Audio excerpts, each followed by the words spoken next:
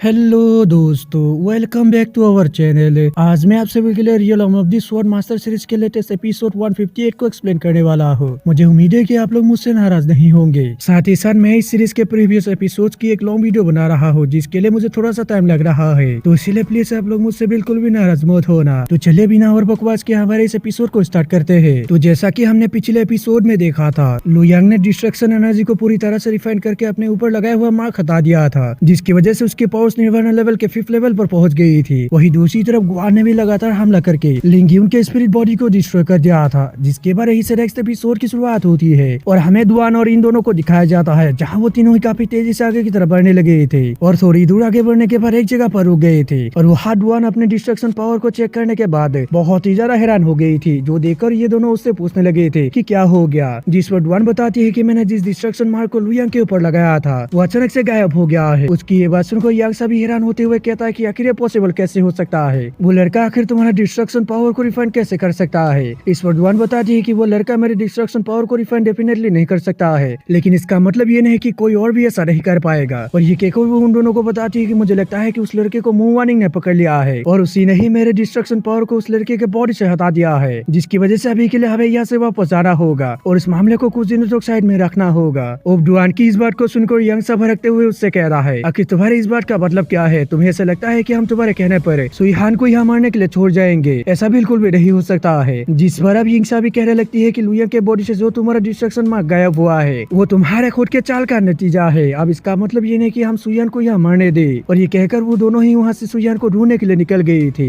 वो उन दोनों को ऐसा बर्ताव करता हुआ देख दुआन भी हैरान हो जाती है और वो कहती है कि ये दोनों निकम्मे आखिर मेरे ऑर्डर को फॉलो क्यों नहीं कर रहे। जिसके बाद हमें दूसरी तरफ मूव वानी को दिखाया जाता है, जो कि अभी भी उसी इल्यूजन में फंसी हुई थी और वो अपने इल्यूजन के अंदर काफी ज्यादा स्पिरिचुअल एनर्जी को एब्जॉर्ब करते हुए मिस फेंग से फाइट कर रही थी, जिसकी वजह से वो मिस फेंग के इल्यूजन पर भारी पड़ते हुए उसके अंदर अपने स्वॉर्ड को घुसा देती है। लेकिन ऐसा करने की वजह से मिस फेंग को कुछ भी नहीं होता है, उल्टा इसकी वजह से मूव वानी ही घायल हो गई थी। ये देखकर मिस फेंग उससे कहती है कि मुझ पर हमला करने का कोई भी फायदा नहीं है, क्योंकि मैं और तुम बिल्कुल एक है, जिसकी वजह से तुम ही इससे घायल होगी। इसलिए मैं तुम्हें सुझाव देती हूँ कि तुम अपने रियलिटी का सामना करो और अपने इनर डीमन को खत्म कर दो। अब मिस फेंग के इल्यूजन की इस बात को सुनकर मूव वानी को बहुत ज्यादा गुस्सा आता है, जिसकी वजह से उसके अंदर से काफी ज्यादा खतरनाक एनर्जी रिलीज हो गया था, जिसकी वजह से वहाँ पर आसमान में लाइटनिंग भी होने लगी थी। जिसके बाद मूव वानी मिस फेंग के ऊपर एक काफी खतरनाक सोर्स लगा देती है, जो कि मिस फेंग के बगल से होकर पीछे आसमान में लग गया था, जिसकी वजह से आसमान में एक क्रैक अपीयर हो गया था। ये देखकर मूव वानी भी सब कुछ समझ गई थी, इसलिए वो लगातार मिस फेंग पर अपने सोच से कई सारे खतरनाक स्लेसेस लगा देती है और इन स्लेस अटैक्स को मिस फेंग बिल्कुल भी ब्लॉक करने की कोशिश नहीं करती है, उल्टा वो उन सभी अटैक्स को अपने ऊपर ले लेती है, जिसकी वजह से मिस फेंग के साथ साथ मूव वानी भी काफी ज्यादा घायल हो गई थी। लेकिन इतना ज्यादा घायल होने के बाद भी मूव वानी काफी तेजी से जाकर बिल्कुल एक समुराई की स्टाइल में अपने स्वॉर्ड को मिस फेंग के आर पार करके आगे निकल गई थी। मगर ये देखने के बाद भी मिस फेंग उससे कह रही थी कि ऐसा करने का कोई भी फायदा नहीं है, तो मुझे बिल्कुल भी मार नहीं पाओगे। मिस फेंग की ये बात सुनकर मूव वानी उससे कहती है, क्या तुम्हें सच में ऐसा लगता है? और मूव वानी के ये कहते ही हम देखते हैं कि वो इल्यूजन वहाँ पर ब्रेक होने लगता है, जो देखकर मिस फेंग का इल्यूजन जोर जोर से हंसते हुए मूव वानी से कहती है, अच्छा तो तुम इस इल्यूजन को ब्रेक करने में कामयाब हो गई, लेकिन ऐसा करने का भी कोई भी फायदा नहीं है, क्योंकि ऑलरेडी तुम्हारे अंदर इनर डीमन फॉर्म हो चुका है, जो कि तुम्हारे अंदर से बिल्कुल भी मिटने वाला नहीं है। और ये कहने के बाद हम देखते हैं कि मिस फेंग की बॉडी वहाँ पर डिस्ट्रॉय हो गई थी, लेकिन इसके बावजूद भी वहाँ पर मिस फेंग के हंसी जोर जोर से गूंज रही थी, जो सुनकर मूव वानी का गुस्सा और भी ज्यादा भर गया था। इसलिए वो वहाँ पर तुरंत अपने सोच से काफी पावरफुल स्लेस लगाते हुए उस पूरे इल्यूजन को एक ही झटके में डिस्ट्रॉय कर देती है, जिसकी वजह से वहाँ पर बहुत ही ज्यादा एनर्जी रिलीज होते हुए आसमान में चली गई थी। जिसके बाद हमें दिखाया जाता है कि मूव वानी उस इल्यूजन से बाहर अपने होश में आ गई थी और वहाँ पर हमें देखने को मिलता है कि मूव वानी के नीचे एक बहुत ही बड़ा फॉर्मेशन लगा हुआ था। उस फॉर्मेशन को देखकर मूव वानी सोचते हुए कहती है कि आखिर हेवनली एम्पायर का इल्यूजन फॉर्मेशन है यहाँ पर अपीयर कैसे हो गया। और ये कहकर वो अपने आप को हील करने के लिए वहाँ पर बैठ गई थी। जिसके बाद हमें दूसरी तरफ इस पैलेस का सीन दिखाया जाता है, जहाँ पर लू यांग किंजियान और सुईहान उस पैलेस से बाहर की तरफ जा रहे थे।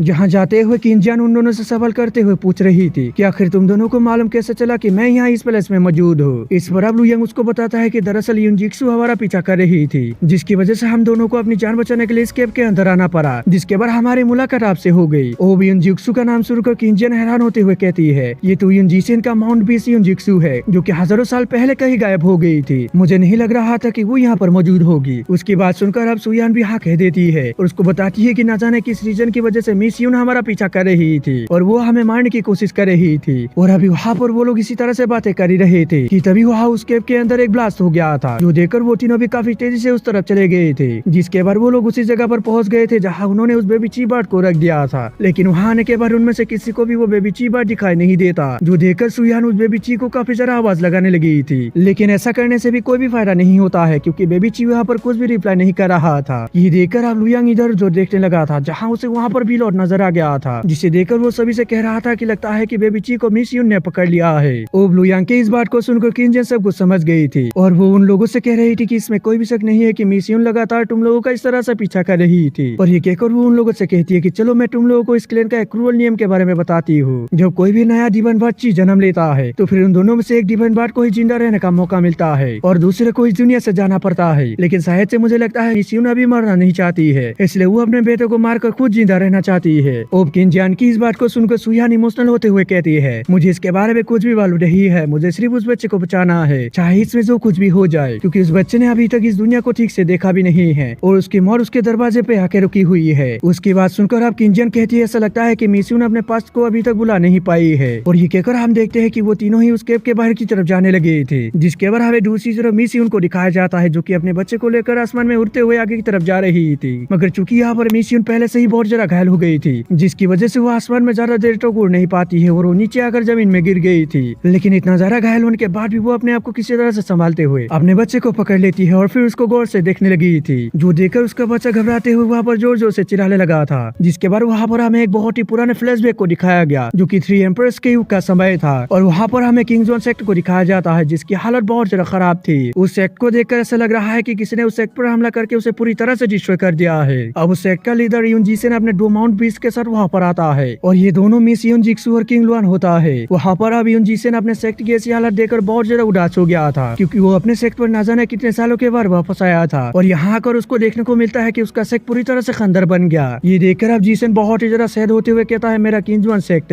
न जाने कितने हजारों सालों तक फल फूलते हुए आया था, लेकिन आप देखो तो इसकी हालत कैसी हो गई। और ये कहकर वो और भी ज्यादा उदास हो गया था। लेकिन तभी हम देखते हैं कि वहाँ पर एक बंदा आकर उसको बताता है कि मास्टर, बिंग सेक्ट और मू फैमिली ने साथ मिलकर हम पर दोबारा से हमला कर दिया है। अब उस बंदे की ये बात सुनकर जीसेन को बहुत ज्यादा गुस्सा आता है और वो गुस्से से अपने स्पीयर को बाहर निकालते हुए कहता है कि मू फैमिली के हुए कमीने लोग मेरे हाथों से बिल्कुल भी जिंदा नहीं बचेंगे, साथ ही साथ मैं उस सेक्ट को भी पूरी तरह से तबाह कर दूंगा, चाहे इसमें मेरी जान ही क्यों न चली जाए। उसकी ये बात सुनकर मिस यून आगे आते हुए उसे कहते हैं, मास्टर बिल्कुल ठीक कह रहे हैं, हम उन कमीनों को बिल्कुल भी जिंदा नहीं छोड़ेंगे, चाहे इसमें हमारी जान ही क्यों न चली जाए। मिस यून की ये बात सुनकर जीसेन उससे कहता है, अभी तुम बहुत ज्यादा यंग हो और तुम्हें अपनी लाइफ को और भी ज्यादा जीना है, इसलिए तुम्हें मेरी तरह अपनी जान दांव पे लगाने की जरूरत नहीं है। उसकी ये बात सुनकर मिस यून उससे कहते कि मास्टर आपने ही मेरे जीवन को दान दिया है, तो इसलिए अगर मैं आपके साथ दुश्मनों का सामना करते हुए मारी गई तो फिर इसमें मुझे कोई भी गम नहीं रहेगा। ओ मिस यून की ये सभी बातें सुनकर जीसेन भी समझ गया था कि मिस यून को समझाना बेकार है, इसलिए वो किंग लुआन से कहता है कि तुम इसको यहाँ से दूर कहीं ले जाओ। लेकिन तभी हम देखते हैं कि मिस यून अपने स्वord को समन करके उसे अपने गले पर लगा लेती है और कहती है कि मास्टर अगर आप मुझे यहाँ से दूर भेजना चाहते हैं तो फिर मैं खुद ही अपनी जान ले लूंगी। मिस यून को ऐसा करता हुआ देख किंग लुआन भी घबरा गया था और वो उसको ऐसा करने से मना कर रहा था। दूसरी तरफ से मिस यून को ऐसा करता हुआ देख जीसेन भी उसको अपने साथ फाइट में हिस्सा लेने के लिए हाँ कह देता है, जो सुनकर अब मिस यून भी खुश होते हुए अपने स्वord को हटाकर अपने मास्टर के पास आ गई थी। लेकिन जैसे ही मिस यून जीसेन के पास आती है तो तभी जीसेन उसके गर्दन पर हमला करके उसे बेहोश कर देता है और फिर किंग लुआन से कहता है कि तुम्हें इसे और इसके एक को अपने साथ दूर कहीं एक सीक्रेट जगह पे ले जाओ और इन दोनों की हिफाजत करो। इस पर किंग लुआन भी अपने मास्टर को हाँ कहते हुए मिस यून को संभालने लगा था, मगर बेशक यहाँ पर मिस यून बेहोश हो गई थी, लेकिन फिर भी उसके आंखों से आंसू निकल रहे थे, जो देखकर अब जीसेन उसे पहुंचते हुए कहता है कि तुम फिक्र ना करो, फ्यूचर में अगर पॉसिबल हुआ तो हम लोग दोबारा से जरूर मिलेंगे। और ये कहकर जीसेन अपने दुश्मनों से फाइट करने के लिए निकल गया था, जिसके बाद हमें फिर से प्रेजेंट का सीन दिखाया जाता है, जहाँ पर हम देखते हैं कि मिस यून अपने बच्चे को गले से लगा कर रो रही थी और वो यहाँ पर अपने मास्टर जीसेन को ही याद कर रही थी। और तभी हमें दिखाया जाता है कि उस बेबी ची को भी होश आ गया था, जो कि अपने सामने अपने माँ को देखने लगा था। और दोस्तों इसी के साथ एपिसोड भी खत्म हो गया था। दोस्तों अगर आप सभी को वीडियो अच्छे लगे तो लाइक कर दे और अगर आप चैनल पे नए हो तो सब्सक्राइब करते जाना। तो मिलते हैं किसी और वीडियो में, जब तक के लिए बाय।